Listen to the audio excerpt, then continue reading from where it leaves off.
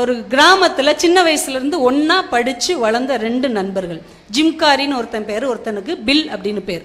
ரெண்டு பேரும் ஒன்றாவே வளர்றாங்க. ரெண்டு பேருக்கும் இராணுவத்தில் சேரணும்னு ஆசை. ஒரே ரெஜிமெண்ட்டில் படை வீரர்களாக போய் சேர்ந்துடுறாங்க. ரொம்ப நல்ல ஜாலியாக போயிட்டுருக்கு. திடீர்னு எதிர்நாட்டு படையோட இவங்களுக்கு சண்டை வந்துடுது. எதிர்நாட்டோட இவங்களுக்கு சண்டை வருது. அந்த சண்டையில் கூட யுத்த காலத்தில் கூட பக்கத்திலே தான் இருக்கிறாங்க. ஆனால் அந்த கேப்டன் கொடுத்த ஆணையின்படி அவன் கொஞ்சம் தள்ளி போயிட்டான். பில்லு ஜிம்காரி இந்த பக்கம் வந்துட்டார். திடீர்னு எதிரி நாட்டில இருந்து போடப்பட்ட ஒரு குண்டு அந்த பக்கம் சத்தம் கேட்குது. ஐயோ அப்படின்னு அந்த பில்லுடைய குரல் கேட்கறது. இவங்க எல்லாம் பதுங்கு குழிக்கு வந்துட்டாங்க. கேப்டன் சொல்றாரு, குண்டு சரியா அங்க உள்ள ஆட்கள் மேலேயே விழுந்துருச்சு. கண்டிப்பா அங்க உள்ள 5 பேர் இறந்து போயிருப்பாங்க. நாம இந்த பதுங்கு குழியை விட்டு வெளியில போகக்கூடாது, போனா நமக்கும் ஆபத்து, இங்கேயே உட்காந்துருவோன்றார். இப்ப ஜிம் சொல்றான், அதெல்லாம் இருக்கட்டும், பில்லுடைய சத்தம் கேட்டது, ஐயோன்னு அவன் கத்துன சத்தம் கேட்டது, நான் ஒரட்டு போய் பார்த்துட்டு வந்துடுறேன். இல்லடா, அவன் பிழைக்க வாய்ப்பே இல்லை, நிச்சயமா அவன் செத்து தான் போயிருப்பான். இப்ப நீ போனேன்னா ஓ உயிருக்கும் ஆபத்து, உன்னால எங்களுக்கும் ஆபத்து, போகாத அப்படின்றார். இல்லை நான் போய் தான், அவன் என் உயிர் நண்பன், நாங்கள் சின்ன வயசுலேருந்து ஒன்றா தான் படித்தோம், ஒன்றா தான் இங்கே நாங்கள் செலெக்ஷன் ஆகி வந்தோம், செத்தா கூட நான் அவன் கூட செத்துக்கிறேன் அப்படின்ட்டு அவர் கட்டளையை மதிக்காமல் போயிடுறான். போய் அவனை தேடி பார்க்குறான். அவன் அங்கே விழுந்து கிடக்குறான். திரும்பி அவனை தூக்கி தோளில் போட்டு பதுங்கு குழிக்கு வர்றான். இப்போ அந்த கேப்டன் சொல்கிறார், நான் தான் சொன்னேன்ல இறந்துட்டான்ல. ஆமாம், அவன் தான் என் செத்து போயிருப்பான்னு நான் சொன்னேன்ல, சொல்ல கேட்காம நீ ஏன் போன, தேவையில்லாமல் ஆபத்தை இழுத்துட்டு வந்திருக்கிற.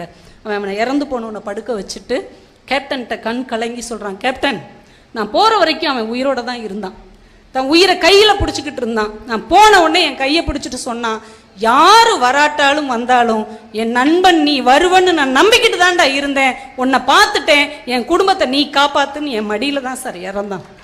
நான் போகாமல் இருந்திருந்தா அந்த நம்பிக்கைக்கு துரோகம் செய்த ஒரு துரோகியாக இருப்பேன். நான் போனதுனால என் நண்பன் வருவான் என்கின்ற அந்த நண்பனின் நம்பிக்கையை காப்பாற்றினேன் இல்லையா, இந்த ஒரு விஷயம் என் வாழ்க்கைக்கு போதும் என்று சொன்னான்.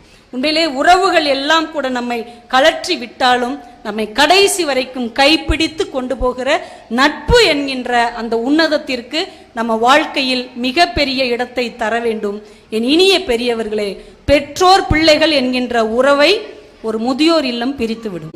அண்ணன் தம்பிகள் என்கின்ற உறவை ஒரு சொத்து பத்திரம் பிரித்து விடும்.